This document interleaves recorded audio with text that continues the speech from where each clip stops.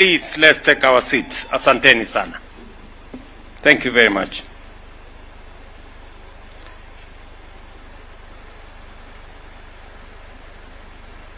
Your Excellency, Deputy President, First Lady, Minister, teachers, students, and all the participants, good afternoon. Hamjambo. It gives me immense pleasure and joy to join you at the 97th Kenya Music Festival State Concert, where we celebrate the extraordinary talent, creativity, and cultural expression of our learners from across the nation. These performances are not just a showcase of artistry.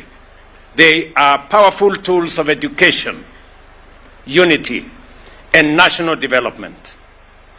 Critically, the art and performance industry are vital pillars of job creation for our young people.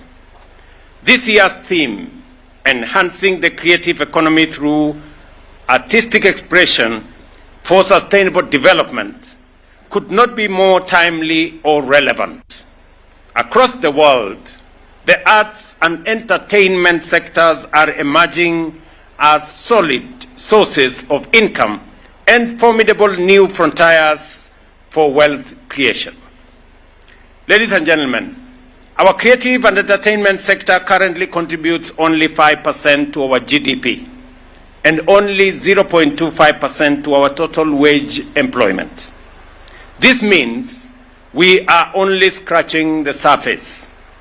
With the right investment and policy support, this contribution can rise all the way to 30% in the very near future. The government has put in place robust policies and initiatives to promote the music and arts industry, recognizing its potential to create jobs, promote culture, foster national unity, and contribute meaningfully to our economy. When I was elected in August 2022, only 4 countries were monetized. Only 4 African countries were monetized on Facebook, and Kenya was not one of them. After determined negotiations between the government of Kenya and the top leadership of Facebook, the company honored its commitment, and today, Kenya is among the select few countries whose creators are paid for their original content on the platform.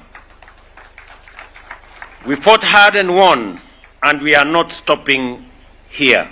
Next month, during my visit to New York for the United Nations General Assembly, I will meet leaders of major global technology companies to expand collaboration for the benefit of our creators.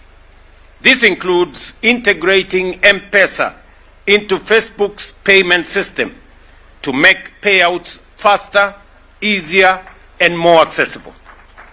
I will also be asking Google to enable Kenyans to purchase adverts via M-Pesa, a change that will benefit both creatives and micro, small, and medium enterprises selling their products online, creating a win-win situation for Kenya and for YouTube, which will enjoy more transactions on its platform.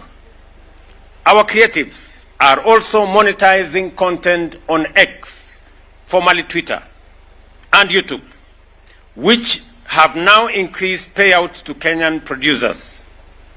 I have directed all ministries, departments, and agencies to prioritize advertising on the digital platforms to grow our digital economy, create jobs, and increase incomes for our creatives.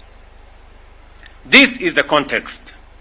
The more we advertise online, the higher our content is weighted, and the more our creatives will earn. We have no excuse, therefore, not to advertise online. Mr. Chairman, earlier this year, we hosted the inaugural US-Kenya Creative Economy Forum, a milestone whose impact will soon be felt across the creative industry. Next month in the United States, I will meet with the Recording Academy, organizers of the Grammy Awards, to fast-track plans for establishing world-class studios here in Kenya and to set in motion the journey towards eventually hosting an African edition of the Grammy Awards in Nairobi. As usual, there are those who doubt, the cynics who question everything we do.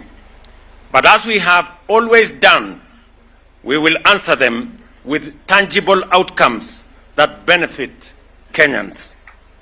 The Grammy team has already expressed interest in anchoring their presence within our new Talanta Stadium in Nairobi. To this end, I am directing the Ministry of Youth and Creative Economy to expedite all outstanding steps to deliver a truly state-of-the-art creative experience for our artists, producers, and innovators right here at home.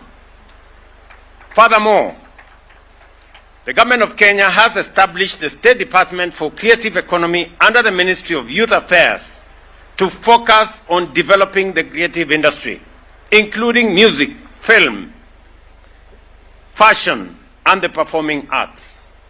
Beyond this, I have set up a coordination and advisory unit within my office to direct and connect creatives directly to the presidency.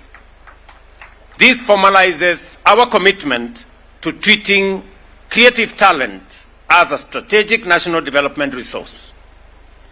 The creative industry will be a major pipeline for jobs in the very near future. In addition, the Government of Kenya is steadily implementing the competence-based education framework, under which music, drama, and visual arts are part of the curriculum from early years to senior school. In fact, arts and talent-driven careers will be a distinct pathway in senior school beginning January next year.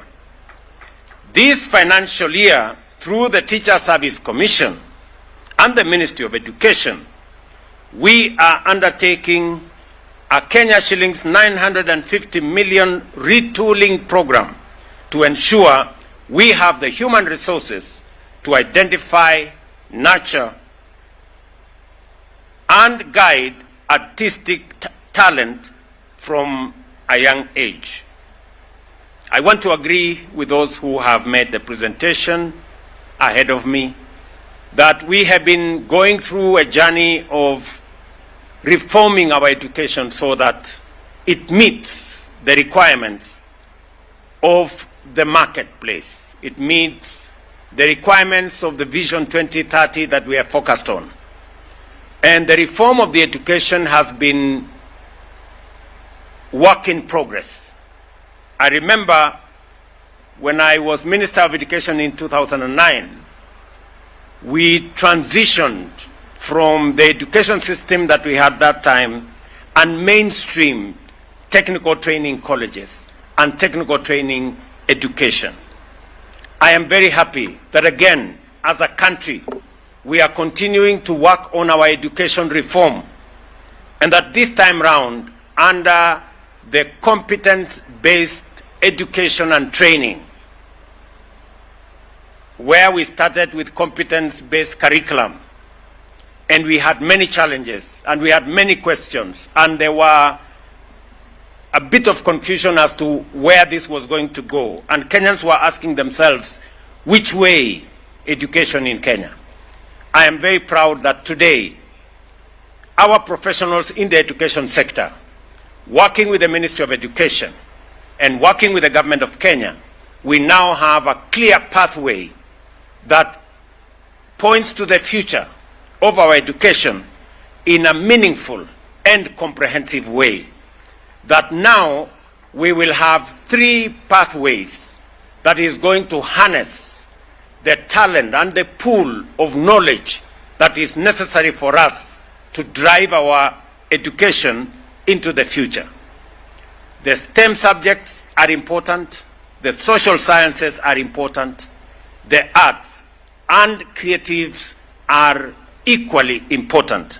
And that is why I've said beginning January next year, those pathways will be available for all our students so that we can grow this society in a wholesome manner. Mr. Chairman, music brings joy. I didn't, however, know, I have learned from you that when everything else stops, there will be music in heaven. I didn't know particularly that part, but now I am informed. But it must also bring musicians dignity and comfort. I have met musicians from various regions and genres, and their complaint is always the same. The issue of royalties has been stuck in endless cycles of debate for far too long. That we must bring to an end. The Kenya Copyright Board must now take decisive action and resolve the collective management organization standoff once and for all. I am pleased to report that Kenya Copyright Board is now enforcing the requirement of 70% of royalties